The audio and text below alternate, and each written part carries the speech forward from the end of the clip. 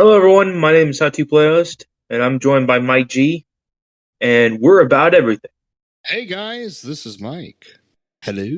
Matt can sadly not be with us. He is at work, but we're going to have a little bonus episode to get you guys ready for episode 2.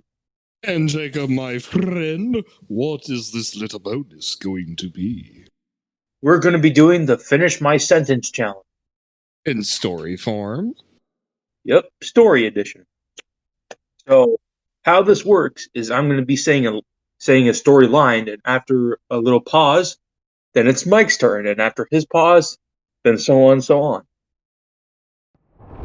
It all begins during the zombie apocalypse. There was this big, hefty boy named Mike.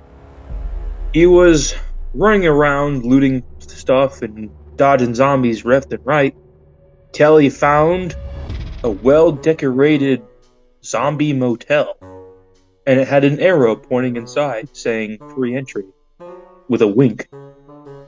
So, I, Mike, myself, or actually, should I just be saying and then Mike, or should I refer to it as myself? Feels kind of weird. Then Mike. Okay. And then Mike looked at the strange, conspicuous sign with the winking face and thought to himself, you know, it may look innocent, but I know that's really deadly. But I decided to go anyway, because why not? So I went in there, and the entirety of this motel is completely empty, except a particular somebody had popped up behind the counter. He calls himself Jacob. I went up to the man and I said, hello, my good sir, how are you? Well, hello, my dear boy. Welcome to the zombie motel. Now, my boy, I know what you're wondering. What is a guy like me running a motel during the dangerous zombie apocalypse? Well, let me just tell you right here, son. I have no life. And despite having no vacancy, and also having my little housemaid over there waving at me, Mike turns ahead and sees a female zombie in a maid's costume handcuffed to the heater. Oh yeah, that's Marion. Hi, Marion. Oh, I love you too, honey. She's a nightmare. Okay, would you like one room, sir? Yes, I would, Mike said. And then he asked, which rooms are available? Come with me, young man. Then Jacob showed Mike up to the upstairs. Well, let's see. We got the Cheryls right here. Jacob opens the door and sees two zombies tied up together like they're having sex. And they keep on looking at Jacob with bite motions in their eyes. Oh, you crazy kids. Then he closes the door. All right, next room. All right, we got the Petersons. He opens the door and sees a little boy zombie tied to the ceiling with one arm and one eye, and his parents tied together on a chair with a book stapled to their hands. Oh, those wacky families. Oh, they always get into trouble. All right, I'll show you to your room, Mr. Sir. So, he took Mike to the door. It was a very odd door. He looked up, and it was one single, solitary number. Number 5. Mike began to sweat. He was nervous. He saw everything else behind the doors, but this one just made him quite uncomfortable. Jacob put his hand on the doorknob and then slowly opened it as it squeaked and creaked. Now, sir, let me just tell you that this room is very special to me. And if anything happened to this room while during your stay, just know I will destroy you. Then again, Jacob opens the door slowly, and it reveals just a bunch of sex dolls, with one of them say, Mike was here. Mike knew it. He knew what he was seeing. The evidence wasn't hidden. He knew he was guilty. So he slammed the door. Jacob's hand was caught in the door as he screamed in terror. Mike ran out of the motel, but then he found himself completely surrounded by Bananas!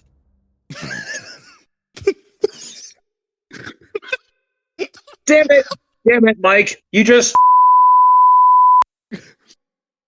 Okay, keep going. Damn it, Mike. Why'd you slam my fucking hand into the door? Ah. Jacob opens the door and gets his hand out, and it looked all fucked up. Oh, look at that. Yeah, look at that, huh? You see that? Yeah. You want to know what that's the shape of? That's the shape of a fucking lawsuit. Yeah. Give me your contact information. And then Mike stepped back a bit, pondered to himself, and replied by saying, "It's a zombie apocalypse. There's no fucking laws." Oh, really? Then Jacob opens his door and pulls out a finely dressed zombie with a lawyer tag on his head. Let my lawyer talk to you. Well, Mike looked at it, shook his head, and decided to walk away. Jacob, seeing him getting further and further away, was getting angry. He knew he was going to get his revenge. His hand was crippled. He could no longer use it. He could no longer use the pen in which he would write down the names of his guests and the rooms that they would be served in. Jacob had to get his revenge by... Whacked him over the head with a shovel. Mike felt the impact of the shovel as it slammed against his head.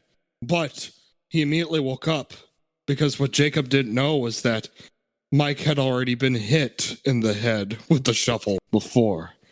It was years ago, but he knew how to take the blow. And so Mike decided to wield a weapon of his own, which was... a dildo! Kept whacking Jacob over the face with it.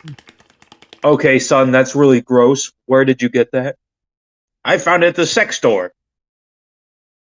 The sex store? Damn it, he beat me to it. Then Jacob hit him in the head again and knocked him out. But Mike's will was strong. He didn't go to all them sex stores and have all them blow-up dolls for nothing. His will, determination, and his ability to stay awake after such impact and blows. He knew he had to get up and keep fighting. He took that dildo, he whacked that shovel out of his hand, and with some kind of unnatural strength, he unhinged his jaw clear to the floor like he was a Looney Tune, and then he took that dildo and shoved it down his throat. Then Jacob threw up the dildo and right into Mike's face and threw up all over him. And then all of a sudden, a man had just walked through the door. He had an interesting hairline, but following him was the infamous Shadow Cow. Oh my God! The legends are true! And that is the end of the story. Thank you so much for watching this little bonus episode. Stay tuned for the second episode coming real soon. See you guys soon. Bye!